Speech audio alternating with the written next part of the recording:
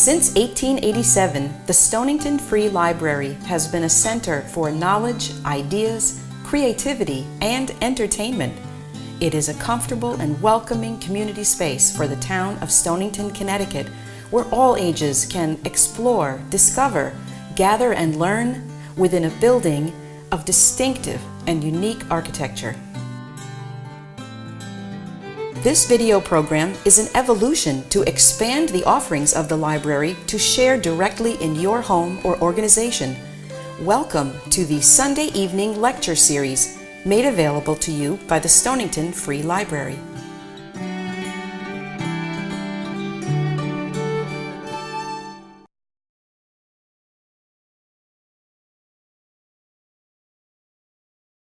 Hello everyone, and thank you for coming to this Stonington Free Library presentation.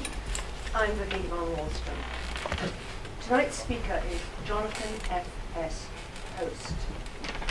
Jonathan's official title is Distinguished Research Professor in the Department of English at UCLA. So you'd think he'd be sun-drenched Californian. However, he's also editor of the Oxford University Handbook of Shakespeare's Poetry, so of course it must be English.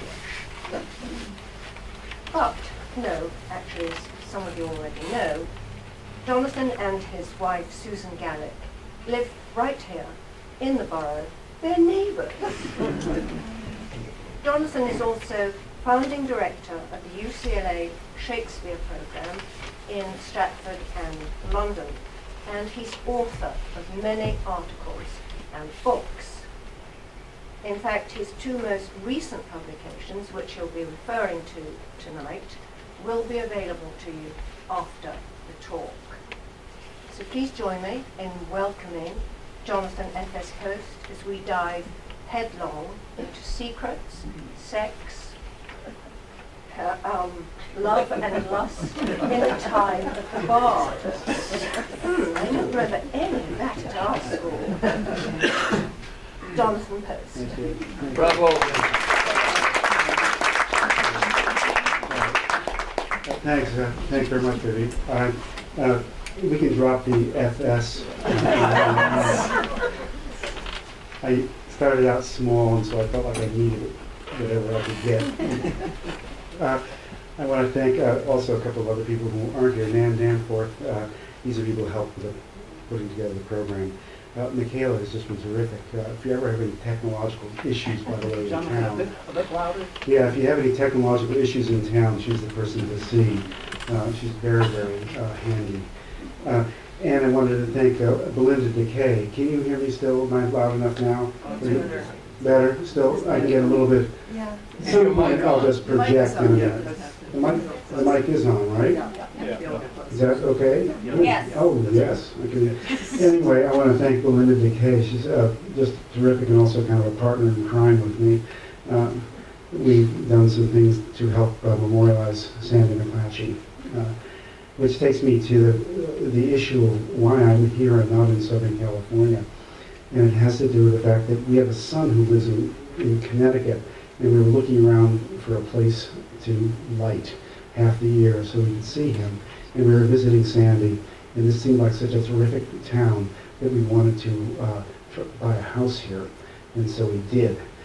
Before we did so, though, we had to check out the library, because libraries are crucial in terms of our own sense of place. And we knew this was a nice one. We spent an afternoon in here, and it's even better than I expected. So it's a real honor for me to be here just to talk about something I do, which is Shakespeare. The little thing I'm doing today is kind of part of this little book I wrote, and it's on Shakespeare's sonnets and poems. I originally, when Belinda asked if I would do a talk, I thought I would do Hecht and Shakespeare, because those were two books that I just recently written and published. And so if you're interested in Anthony Hecht and contemporary poetry, that's something I also do. And there are copies of this book here, and I'd be happy to talk to you about him, even if you don't buy a copy, that's fine. I just got back from upstate New York where I was lecturing on him, and there still is a large kind of following for Hecht. He's a great friend of Jimmy Merrill, or James Merrill as I knew him, and worth every bit, worth all the reading. But I'm here really to talk about Shakespeare, and it's sort of common bond. And this is a little book that appeared in their VSI, Very Short Introduction series. And the neat thing about this series is the size of the book, first of all, the price, second of all, third, its international market. They sell all over the place, and they're translated in 20, 25 languages, so it has a tremendous reach. So when they asked if I would write one of these, I thought, terrific. And it was an opportunity to sort of talk about Shakespeare's poems, and I had been teaching and talking about Shakespeare's poems for a good part of my life. So today's discussion is going to be focused on the sonnets, and to some degree, what I'm going to be doing is I'm really just dealing with a couple of different elements within the sonnets. There are far too many to talk about, and so I thought I would just deal with some sexy stuff, what you don't usually get when you're taking Shakespeare. Everybody here had Shakespeare, did some sonnets in school, I'm sure, and I'm going to kind of begin with one of those. You know who this fellow is, right? This is the most authentic of the barely authentic paintings of Shakespeare, and it's sometimes referred to as the one painted by John Taylor, and it's sometimes in the National Gallery in London. It's oftentimes circulating around. What's interesting about it in today's world is simply the earring. And of course, it makes him seem like he's one of ours, just on the other side of the street. I'm going to introduce you to the characters in this lecture, okay, as we go on. This is the original edition of the 1609 sonnets. An interesting thing about the sonnets, in which this book takes up, a couple of little known facts. When Oxford was going to publish it, they wanted just to call it Shakespeare's Poems, which makes sense, but its sale value would go down significantly if it were just called Shakespeare's Poems. The sonnets themselves are the widest selling book anywhere except for the Bible, and so you need to put that in the headlines. But also, as it turns out, an odd thing happened in Shakespeare's lifetime. When he published this in 1609, this is a guy at the height of his fame, okay? Everybody knows him in London. No one's ever heard of this book at all in his own lifetime. 15 years earlier than that, he published a couple of narrative poems, one called Venus and Adonis, and another called The Rape of Lucrece. Another nice thing about the Oxford editions, you get pictures, and so here's a dirty picture of editions Venus and Adonis. The narrative poems, Venus and Adonis, was published in 1593, and it went through 16 editions by about 1640, shortly after Shakespeare died. It was the single most popular book Shakespeare ever wrote, and he was known for that ahead of everything else. And so Venus and Adonis was the thing that was heavily thumbed in his own day. A Rape of Lucrece, a narrative poem, was almost as successful. And so the early Shakespeare writing these kinds of erotic poems was really, really well famous because of them. They then kind of disappeared off the map for about 200 or 300 years.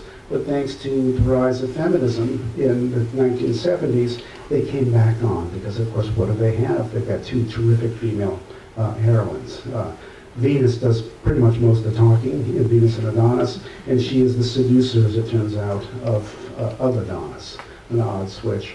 And of course, Lucrece is famous from the days of yore. So it was quite wonderful, and lots of really great scholarship, and puppet shows and all kinds of things emerged in dealing with these figures. Meanwhile, the sonnets themselves, which they literally died in 1609. There are very few references to them really for the next 200 years. There's one tiny little publication in 1640, which is pretty worthless. But then they weren't known at all. But by the beginning of the 19th century, they came back into fashion, largely because they were thought to tell you things about Shakespeare, i.e. they were read autobiographically. And that's kind of where we're going to come in. With the autobiographical views of Shakespeare, where he so supposedly unlocks his heart, there are two figures in the sonnets which have come forward and which we will spend a lot of time on. One is the figure what's referred to in polite company as the fair youth, and then the other is the figure of the dark lady. And Shakespeare's, these help to structure the 154 sonnets, but more than that, they really identify two very different types of figures. So here, this is the title page. We'll go further than that now. I'm not going to spend any time on the dedication page, other than the fact that everybody scratches their heads about it.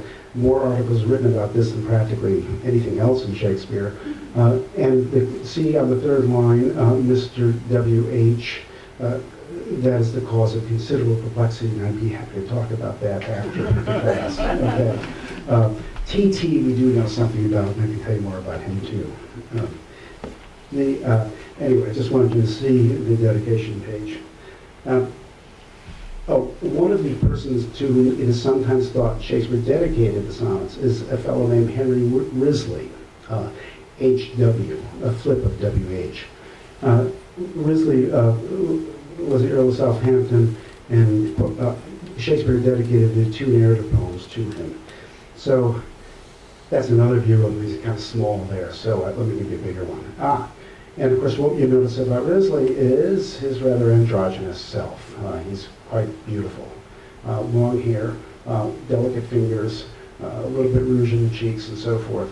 Many people think that the fair youth's poems in the sonnets are written with at least Risley somewhat in mind, and I probably fall into that camp a bit for a variety of reasons. But anyway, that's Risley, and that's the dark lady. You recognize her anywhere, right? We don't know anything about the dark lady, who she is, any more than we really know who the fair youth is. But I thought you'd be interested in knowing some of the possibilities. Everybody wants to nominate someone for that role. I don't know why, because she gets a really bad press in the poems. But at any rate, and you can Google dark lady, and lots of stuff from the dark side pops up. Anyway, she sometimes identifies as Mary Fitton, who was a noble lady of the 17th century, but it doesn't make any sense because Mary Fitton has blonde hair and is quite light complected.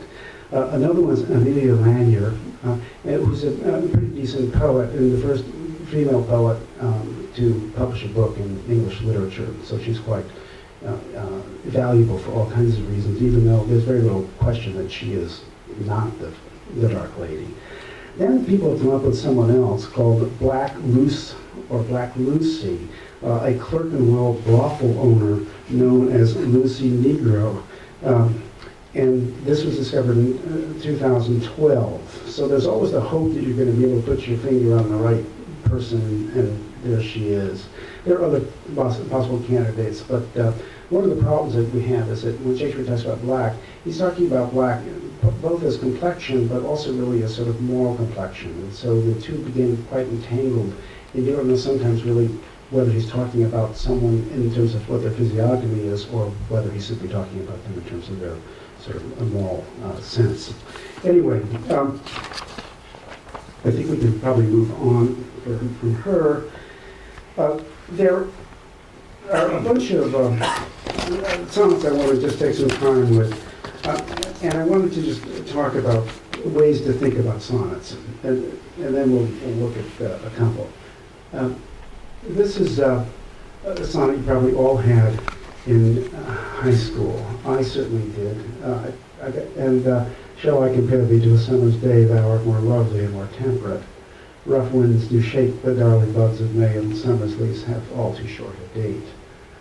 Sometimes too hot the eye of heaven shines, and often is his gold complexion dimmed, and every fair from fair sometimes declines, by chance her nature's changing course untrimmed.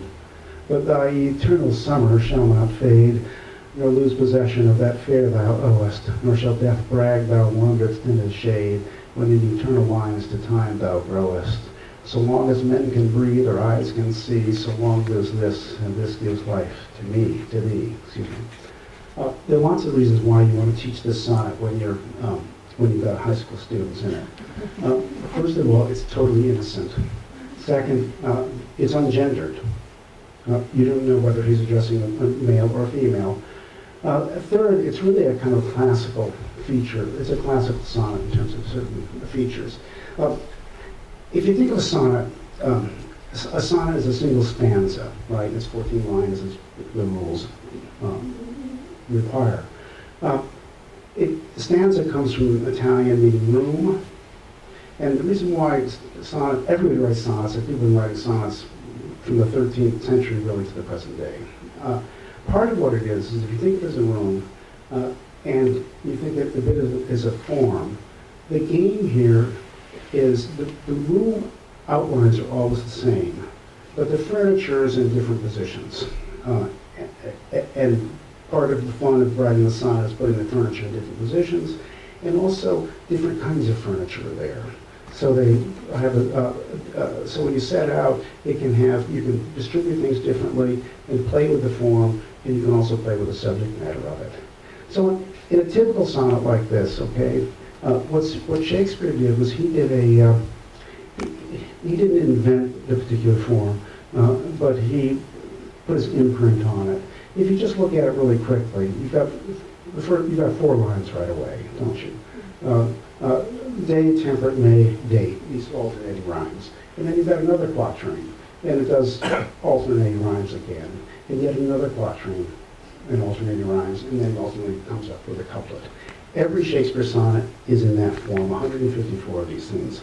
So how does a person, keep himself busy doing it? He plays certain kinds of games with them. But this is just an absolute textbook case of a sonnet by him. And as I say, probably the one you certainly had in high school. Let me give you another one now, okay? Let me get into some deeper water. I'm giving you, by the way, the early spelling and the later spelling. The early spelling refers back to the 1609 edition that you saw right at the beginning of the talk. Things get a little trickier here, and oftentimes you don't get this one in high school. This is one of the ones to the fair youth. The woman's face with nature's own hand painted hast thou, the master mistress of my passion. A woman's gentle heart, but not acquainted with shifting change as is false woman's fashion. An eye more bright than theirs, less false in rolling, gilding the object whereupon it gazeth. A man in hue, all hues in his controlling, which steals men's eyes and women's souls amazeth. And for a woman wert thou first created, till nature as she wrought thee fell a-doting, and by addition me of thee defeated, by adding one thing to my purpose nothing. But since she pricked thee out for women's pleasure, mine be thy love, and thy love's use their treasure. Now, this is the famous master-mistress sonnet. You'll see it's hyphenated in the second line, and good editors don't hyphenate it, because the hyphenation suggests somehow the two are already joined. And what Shakespeare's really interested in is this kind of curiosity of what a master-mistress might be. And in this case, it's all lined up that the person is very much like a woman, possessing the woman's gentle heart, but not acquainted with shifting changes. So some misogyny begins to kind of creep into the poem pretty early on. There are also, how many people here were Chaucerians in college? You know, whenever the word acquaint appears, you have a reference to a woman's parts. And it continues with shifting change as is false women's fashion. They're not acquainted with the shiftiness associated with women. And I more bright than theirs, less false in rolling. We're now on to the second quatrain, new subject. Gilding the object whereupon it gazeth. I like the 1609 version better. A man in hue, all hues, really jumps out in his controlling. The reference to hues, Oscar Wilde wrote a whole thing about who the fair youth might be based on the reference to hues in that line. A man that hues all hues in his control, and which steals men's eyes and women's souls amazeth. And then you get the kind of interesting tale of sort of the biological reconstruction of this, and so it's a kind of a transgender moment. And for a woman wert thou first created, till nature, as she wrought thee, fell a doting, and by addition me of thee defeated. By adding one thing to my purpose, nothing, but since she pricked thee out for women's pleasure, mine be thy love and thy love's use their treasure. Yes, it's saying exactly what you think it says on there. And what's rather curious about this, and this is one of the things that Bill gets lots of information, lots of editorializing, has to do with the different uses of this young man. That is that when Shakespeare or the speaker says, mine be thy love, that means in a platonic sense. You and I can be, since now you have joined me sexually, or a male, but thy love's use their treasure, of course, allows women the opportunity to take pleasure in this addition that nature has given to the former woman, now man. Part of part of the joke too is that thy love's use their treasure. They also can they can gain sort of interest off of and therefore treasure off of the relationship that they would have with this fair youth. So this is a sonnet which people have really spent a lot of time on, probably because of the question about Shakespeare's own gender. There's a very famous scholar from Berkeley named Stephen Booth, and said that Shakespeare is either heterosexual, homosexual, or bisexual.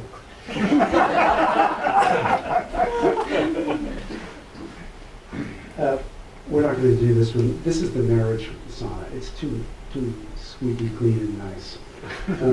But it's oftentimes read at weddings. It's a wonderful poem. It's an extremely difficult poem. It seems simple, but most of the time people really don't know what's being said. I mean, in a marriage ceremony. But it's very ideal, and there's no gender in it at all. It just takes the two sexes right out of it. So I'm not going to do anything with it. I told you about the fair youth. Well, one of the oddities of Shakespeare's sonnets is the first 126 sonnets are to a man or boy. It may not be one boy, it could be several. It doesn't have to be the same figure throughout. But after sonnet 126, it stops. And this is the sort of the final one to the young boy.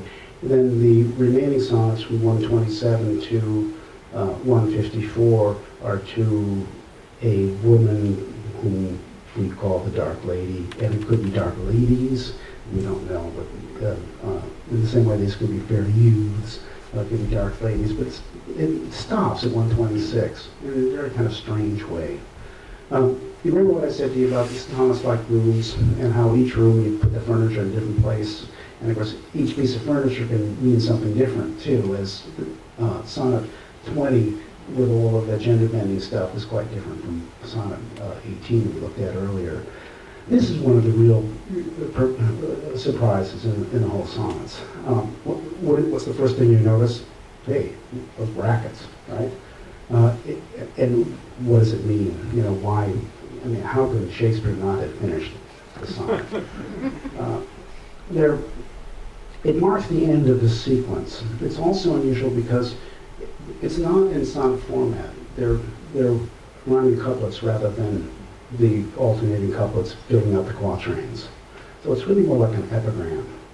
But it's directed to the boy. It's a wonderful little sonnet. It's very, very moving in its own way. O thou, my lovely boy, who in thy power dost hold time's fickle glass, his sickle hour, who hast by waning grown, and therein showest thy lover's withering as thy sweet self growest. If nature, sovereign mistress over rack, as thou goest onwards, still will pluck thee back, She keeps thee to this purpose, that her skill may time, disgrace, and wretched minutes kill. Yet fear her, O thou minion of her pleasure. She may detain, but not still keep her treasure. Her audit, though delayed, answered must be, and her quietus is to render thee. And these two empty spaces. Well, it doesn't take much to keep an academic going. And the amount of literature on those brackets, it almost exceeds the what goes on the dedication page and everything else. One of the great things about the sonnets is the figure of time. I mean, Shakespeare really has time on his brain, and there's not a sonnet where you don't deal with time and all of its problems. And this is one of the neatest in that of that kind. Obviously, Shakespeare, the lovely boy, is to a Cupid-like figure as well as to a young boy who has, of course, all the power on his side because he's youthful, so the sonnet tells. And not only that, but nature can even make you begin to think of your own perpetuity, and as you get a little bit older, nature can give you some cosmetics and make you look even still youthful. But what's going to happen in the end, of course, yet fear her, nature, O thou minion of her pleasure, she may detain, but not still keep her treasure. Her audit, though delayed, answered must be, that her quietus is to render thee. The mother of the little boy ultimately has to turn the little boy over to the figure of time. And the wonderful thing about this sonnet, one of the wonderful things, is the representation of time in the second line. Time's fickle glass, his sickle hour, and it's a kind of a triple representation of time. With the fickle glass, we think of course, as a mirror. Obviously, Narcissus and the suggestion of youthfulness, young people looking at themselves, older people not wanting to look at themselves anymore. But also the fickle glass can be the hourglass as well. Turn it whatever way you want, and it still time keeps running on. And then the last one, fickle and sickle are quite wonderful. And as you can see, they're identical in terms of old spelling. S and F are interchangeable on the page. And this is time, the weed whacker. Oops, have I done something? Oh, I'm coming back. Another time. Yeah, I'm over to another time. It's the Windows update. It's always after. Oh, Windows is worst updating possible right about time. now. Okay, great. There we go. All right, who would have thought? All right. Well, okay, so we know that this little guy, lovely boy, is going to be toast like everybody else. What are we going to do with the brackets? Any suggestions? What are they doing? Believe me, there's lots of clever possibilities here. Okay? You cannot go wrong no matter what you say. Sometimes the parentheses are said to people, well, if you turn the sun on its side, it looks a little like an hourglass, right? Right. So it's the hourglass with the empties, not sand, but empty space in between. That's one thing. The other, of course, is that the brackets just hold the negation of the body in time. There are then the people who want to sort of killjoys, and what they would say is that, well, Shakespeare left this space open and he wanted to get the couplet to the editor, but he didn't get it there in time, and so the editor just kind of had some brackets in there, which is what, of course, we all do, right? We put brackets in there and say, for the next time around. That's another possibility. There are other ones too, but we can sort of, this is an anomaly. There's nothing else in Shakespeare like this, and certainly nothing else in the sonnets. But it is rather amazing, though, to think that this could be read symbolically, or it could just be read practically in terms of the end of the sequence. That's what's happened to these guys. After 126 poems, it's just space. The relationship, by the way, between the poet and the young man is not a happy one from the point of view of the poet, who is generally thought to be older in terms of the advice that he gives and so forth. And there are lots of things I could be doing with the sonnets, and we're not going to go that way. But some of the most painful ones have to do with the Shakespeare's realization that he is a person who lives by trade. And in the world of the sonnets, which is the world of the court, to be a tradesperson is to really not be courtly and not be welcomed in the same way. And so to some degree he becomes a kind of sexual toy for the boy rather than the boy being a toy for the man. It's an odd kind of inversion that occurs. But before we go further on that, I want to get you to one other spot here. We're now in the terrain of the Dark Lady. Looks the same pretty much. There we are, we got the room, but we've got different things going on in it. I'm not doing the most famous of the sequence, which is 129, and we can talk about that later. I thought I would do this one because it's I don't know, sillier and dirtier. But this is one of two what's referred to as the Will sonnets. One of the odd things about the poems is that Will never names who the fair youth is, or the dark lady, but he does identify himself by name in these two sonnets. So, again, I prefer, in some ways, the old spelling where you see Will italicized. This is going to drive you crazy a little bit, this sonnet. It gives you an idea, obviously, of the talent this guy has with jokes. Because Will means so many different things. Will has lots of different glosses, and the poem, in most of the ways, glosses its own meaning. So I think if I read it, they'll become clear. But this is a guy who's sort of sexually anxious, especially in relation to the Dark Lady, who he thinks has had many people, but doesn't really want him. And nothing could be more injurious to the masculine ego than, I mean, it's one thing to be turned down by the queen or a virgin, but to be turned down by, anyway, that's the logic that runs through here. Whoever hath her wish, thou hast thy will, and will to boot, and will in overplus. More than enough am I that vex thee still, to thy sweet will making addition thus. Wilt thou, whose will is large and spacious, not once vouchsafe to hide my will of mine? Do I need to gloss the inside? Shall will in others seem right gracious, and in my will no fair acceptance shine? Metaphor now. The sea all water, yet the seas reign still, and in abundance addeth to his store. So thou, being rich in will, add to thy will one will of mine to make thy large will more. I mean, does he really think this is going to work? Let no unkind, no fair beseechers kill. Think all but one, and me in that one will.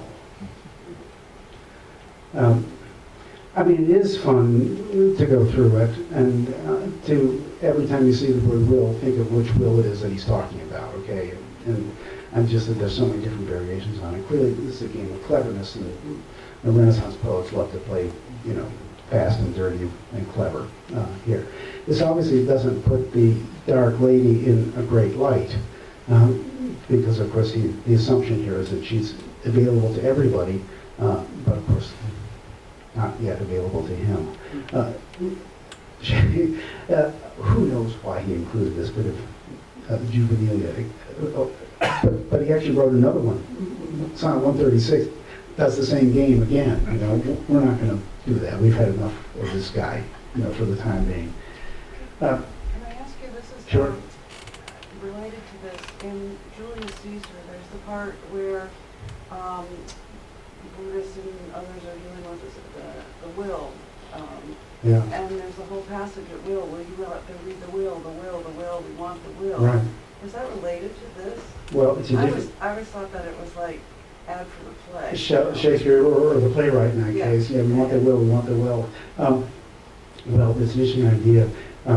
This is, of course, a different kind of will that he has in mind. That's one which people write on and so forth and give money out. So it could be certainly playing on it.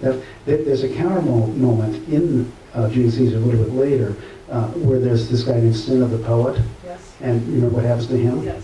Okay, he gets beaten, torn to shreds because he's a writer of bad verse. So if Shakespeare's advertising himself on the one hand, he's taking himself down on the other, too. Or somebody else named Sinner. Yeah, but the idea is that you know, he says, I'm Sin of the poet, I'm not Sin of the conspirator. And then someone in the group says, let's kill him anyway for his bad verse. You know, that's definitely local knowledge, you know, coming back into play. But we're going to leave the will poems. For one, I didn't give you the old spelling, not too much happens. It's different. This is an interesting sonnet for all kinds of reasons.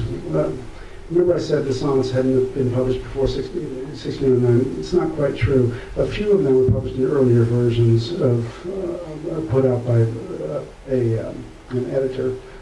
And this was one of two, and I'm not going to go through that, but this is one of two famous ones. The other's 138. This is the moment, and this is when you realize that Shakespeare is a sonneteer, but he's really a guy of the stage too. Because this is the moment when, if you've got you got the fair youth and you got the dark lady, what happens? The two of them get together. Two loves I have of comfort and despair, which like two spirits do suggest me still. The better angel is a man right fair, the worser spirit a woman colored ill. Twin me soon to hell, my female evil tempteth my better angel from my side, and would corrupt my saint to be a devil, wooing his purity with his wooing his purity with her foul pride. And whether that my angel be turned fiend, suspect I may, yet not directly tell. But being both from me, both to each friend, I guess one angel in another's hell. If this shall I ne'er know, but live in doubt, to my bad angel fire my good one out. This is, again, one of those ones that works perfectly as a sonnet. Again, you've got your quatrains, you have your alternate rhymes that are occurring, and after the eighth line, in this case, something of a turn, and whether that my angel be turned fiend, suspect I may yet not directly tell. And this is the real rub of the sonnet. It's not so much that the two are getting together, I mean, that's bad enough, but the real problem is that he doesn't know whether they're really getting together, and every time they're not with him, which is a large part of the time, he assumes that where are they? But they're with each other. And so that fact that lines up, but being both from me, both to each friend, talks about the fact that when they're not with him, they're off together. I guess one angel in another's hell. And of course now we know from Sonnet 135 and elsewhere what hell means. And he goes down to the couplet here, yet this I shall ne'er know, but live in doubt, till my bad angel fire my good one out. And of course it's pretty clear who's good angel, who's bad angel in terms of sexuality here. And critics have written about the misogyny of the sequence as well as of the Dark Lady poems too. But what's going on in the end here, till my bad angel fire my good one out, a kind of explosion that then seems to smack a bit of disease, fire being associated with various kinds of syphilis and so forth. And they're going to continue in this relationship until this sort of apocalyptic climax of a disease-ridden kind is over with. Anyway, the sonnet really has a kind of difficult ending. It doesn't conclude the sequence. You've got about another 10 sonnets to go. And but it never concludes by resolving the relationship happily. Either this is the last we hear of these two getting together, but the Dark Lady continues. And part of what makes the sonnet so moving later is just, this is a speaker who he hates himself for what it is that that he keeps enduring. It's not like he's comfortable at all with being sort of used. In any event, there are more books written on the sonnets than there are practically anything else, and so I won't try to be in any way sort of conclusive about this, but say that this sort of wraps up this portion of the talk, and I'd be happy to talk at some length at any rate about other poems if you want to. I can go back to do 116 if people want to leave on a kind of a happy note, but that wasn't really part of the script. But if we have time for questions, I've done my 45 minutes. Yep. To me, the sonnet which begins, "When in disgrace with fortune and men's eyes," Sonnet 29, yeah. isn't related so much to sexuality Right. as to what life is all about. And when you're in despair, trouble, deaf heaven with my bootless cries. That's right, yeah. And so, is that a sonnet colored by the fair youth and the dark lady? Or isn't that a sonnet more telling us about how difficult life is? It's not gendered. In that sense, we don't Right, have, do you have it in your, I've got it right here. but no, but can you put it up or no? Oh, I don't have it on. Right. No, this is just a smattering of Sure. the ones I have for the talk here. But I have it if you'd like to hear it. I'd love to hear it. We'd love to hear it. All right. We know there's a John Wayne movie with this title, "When in Disgrace with Fortune in Men's Eyes." Fortune in Men's Eyes, I think is it. "When in disgrace with fortune in men's eyes, I all alone beweep my outcast state. In troubled deaf heaven with my bootless cries, and look upon myself and curse my fate. Wishing me like to one more rich in hope, featured like him with friends possessed, desiring this man's art and that man's scope, with what I most enjoy contented least. Yet in these thoughts myself almost despising, haply I think on thee, and then my state, like to the lark at break of day arising, from sullen earth sings hymns at heaven's gate.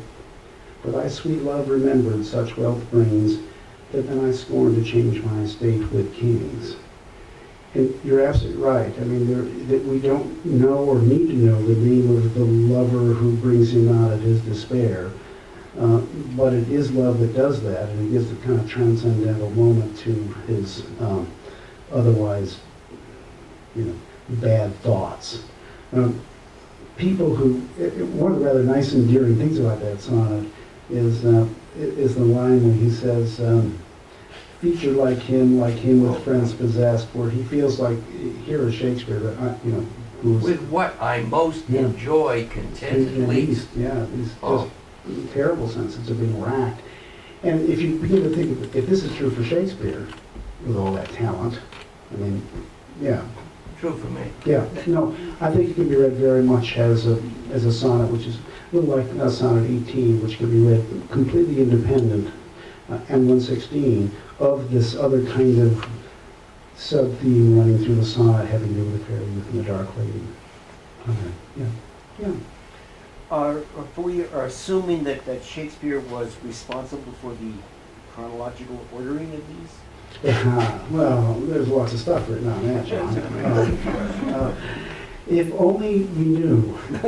Because How these poems got into print is a kind of mysterious story. We just don't know how they got from Shakespeare's desk to this guy T.T. Thomas Thorpe, who was the publisher and the dedication page.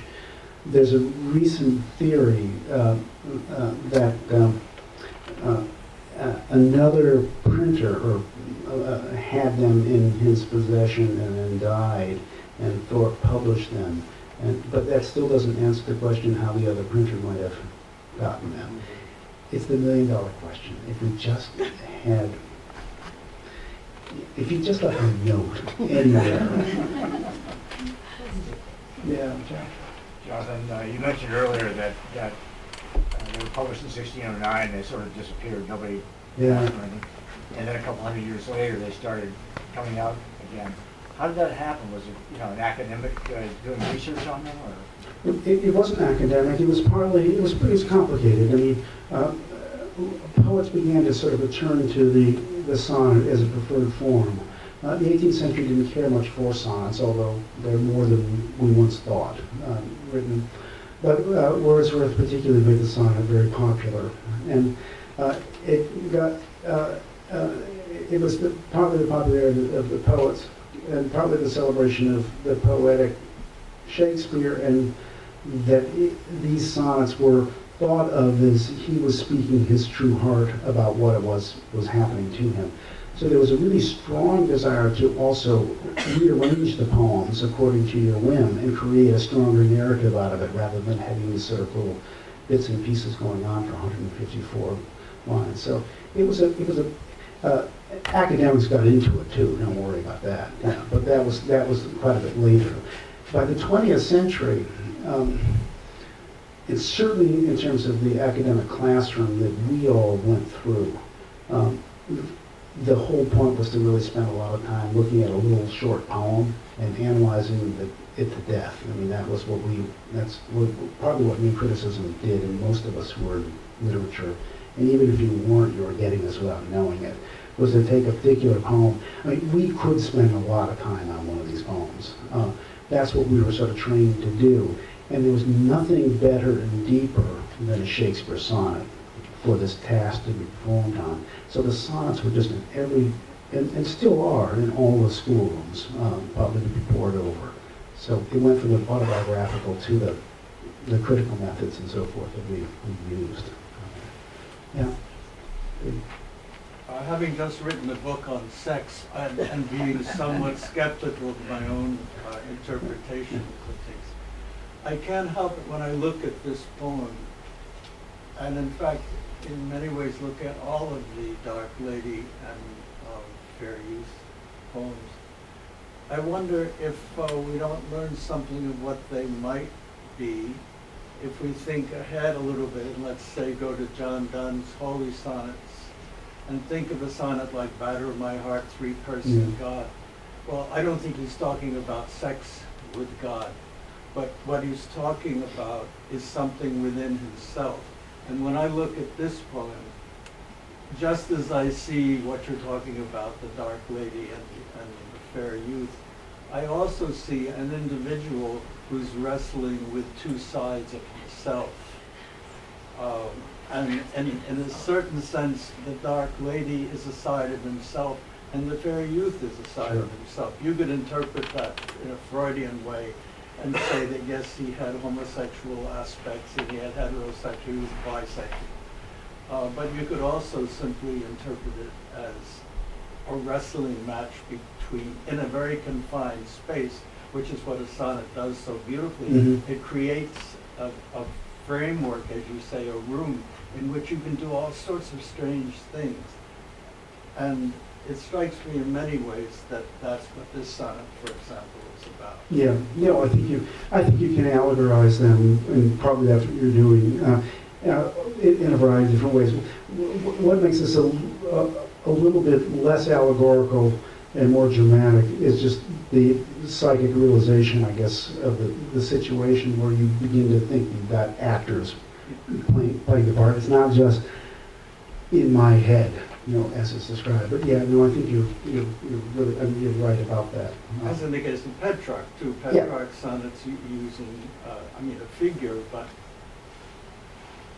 it's really about Petrarch. Yeah, and that's of course part of the reason why sonnets became terribly popular, is to do with the sort of the dramatization of what we refer to as subjectivity, the dramatization of the person, and they were read as that kind of thinking too. I mean, and so when they circulated in an audience like this, people would say, "Oh, look at that kind of thing going on," but they would also say, "I wonder who the lady is, or who the guy is, and is she, because they naturally sort of pull on that, and Petrarch did that obviously with Laura on there. Yeah, hi. What is your favorite sonnet and why? Oh, my favorite sonnet and why? Well, I probably was Sonnet 129, but it's just because it's so brutal and nasty. I guess. It's about the worst sex experience probably anybody has ever had. Would you agree, Ken? Do you have it? Could you put it up? I don't have it. I wouldn't want to show that one. If I did. At least you could read it to us. Okay, you ready?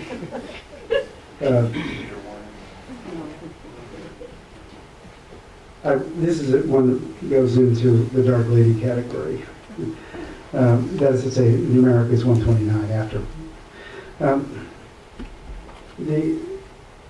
It's often running with the first line. They have expensive spirit and a waste of shame. Is lust in action until action lust. Is perjured, murderous, bloody, full of blame, savage, extreme, rude, cruel, not to trust. Enjoyed no sooner, but despised straight. Past reason hunted, and no sooner had past reason hated, as a swallowed bait, on purpose laid to make the taker mad, mad in pursuit, and in possession so, having, and in quest to have extreme, a bliss in proof, and proved a very woe, before a joy proposed, behind a dream. All this the world well knows, yet none knows well to shun the heaven that leads men to this hell. Now, what's amazing about the poem, if we think of sonnets as rooms and sonnets as spaces, there is no space in the sonnet at all for even the illusion that somehow sexuality is fulfilling. And Shakespeare just got me to imagine this really tight little space here. Enjoyed no sooner, but despised straight. Mm-hmm. That's a single line. But he does say a bliss in proof. Okay, I mean that's the first half of that line, and it stands more or less independent of the second half. So at least in that part, he does say something. The first half of the line, Ken, is right. It says a bliss in proof, and then the second half says and proved. Yeah, no, he immediately Yeah. turns it over. So bliss in proof is the idea of eros, but then as soon as it's proved, as soon as it's acted out, then the very woe. All right. So that would be I guess that's one of the ones, okay? But when I was younger, I liked Shall I Compare Thee to a Sonnet? In fact, I remember as a student in class, I used to, especially in French class, for some reason French classes were really dull. And I used to copy out that sonnet and imagine who I might send it to. Yeah. I'm going to ask I'm trambling myself back to college, my one Shakespeare class that I took. Excuse my ignorance. Coming from a historian's perspective on the Renaissance, what were actually the attitudes towards sexuality and homosexuality? And are sonnets a place where, and the second part of the question is, were sonnets written as autobiographical pieces of, right? Let me take the second one first. They weren't thought to be autobiographical, absolutely, but they were thought perhaps as a relationship between the poet and the story going on. And it was encouraged by what the sonnets said. The most famous instance, and the one that really kicked off in England all the sonnet stuff, was Sir Philip Sidney's Astrophel and Stella. And there he names Stella at various points, and she's called Rich, and there's Penelope Rich, the real life person out there. So it's this kind of form that's shadowed by real people, and this is true also of Petrarch. There's a sense of always there's the penumbra of real people just on the edge of it, and that's part of what makes it exciting. And so when people search after the identity of the fair youth and the dark lady, they're kind of just, they're being teased into doing that by the form. It's not just that everybody's crazy, there's that. What was the first The part? sexuality Oh. aspect and historically and Yeah, there's a lot of stuff written on it. It's a tricky question in lots of ways. The sonnets could be a place where what we would think of as same-sex behavior could be enacted and were enacted in around the Elizabethan court. So in that sense, Shakespeare's poems are not totally anomalous. But it's there were enough anti-sodomy laws around that people didn't want to also become explicit about it. So they had to kind of walk a fine line. That's why, I mean, you're not going to find the figure in the sonnets, though you're going to, because the laws were really, though rarely enacted, were extremely severe.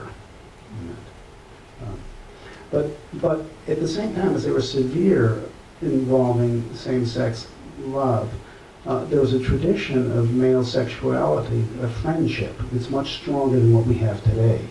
There's a space where men could be friends without necessarily being thought of as a couple in our modern sense. And that space is probably what the sonnets, Shakespeare sonnets, use. Remember, what's unusual is you've got the master-mistress thing going on here. And it's the typical sonnet is male author, female figure.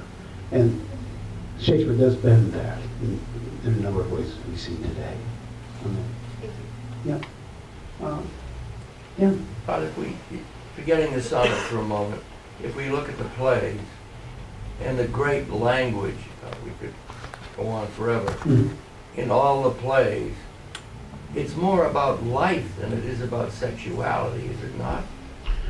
Well, I think Shakespeare probably wouldn't make a distinction there. I mean, I don't mean to be cute. I mean, I think sexuality is just such a part of life that he wouldn't But it want to doesn't see. seem to dominate the plays necessarily, does it? Well, I mean, I think of Romeo and Juliet. I mean, there are plenty of plays where it's always where sexuality is always being figured. Now, it's not being figured the same way in the tragedies as it is in the comedies or in the histories. The histories are in some ways there's not much sex going on in the history plays. But I don't think Shakespeare thought of, I mean, insofar as Shakespeare wrote plays, and he's really interested in the human dimension to even the history plays, but insofar as he thought about plays and he thought about people, he never thought about people separated from sexuality. I mean, in terms of their gender, in terms of their activity. It doesn't mean that every single line, although some scholars would think it the case, doesn't mean that every single line is a double entendre, a sexual play. But it's very hard to get out of the world of sexuality in Shakespeare, because it's very much a part of the way in which he thinks. You bring two people on stage, what are they going to do? Well, they're going to conquer France. And even by conquering France, you might end up with Catherine, who was the prize for conquering France. So you never get, even in the history plays, completely far from it. You know, lots of other stuff is hugely important in Shakespeare. I don't want to be reductive at all. It's just that love and sex, I mean, make the world go round. You know, or don't. Well, maybe since we've reached the cocktail hour. Oh, yeah. Jonathan, you remind us that Wordsworth said of the sonnet, "Form with this key, Shakespeare unlocked his heart." Right. Browning, as you know, responded to that specifically, and he said, "Is this, if so, the less Shakespeare key?" Yeah. And that response could be read in a bunch of different ways, it seems to me. Do you have a take on that? You mean Browning's response? Yeah, his response. If what Wordsworth said was true, then the less Shakespeare he. How do you read that? Well, that could be the dramatic monologue that's coming into play, right? I mean, I think if whenever two poets respond to each other, it's never in different grounds, right? So I think that's as much Browning responding to Wordsworth as he is speaking about Shakespeare. But I think what he's talking about is that the Shakespeare that he wants, dramatic monologuist Browning, is the one of infinite role playing rather than. So it's the Shakespeare who famously disappears into his. Yeah, I would think it would go in that direction, you know.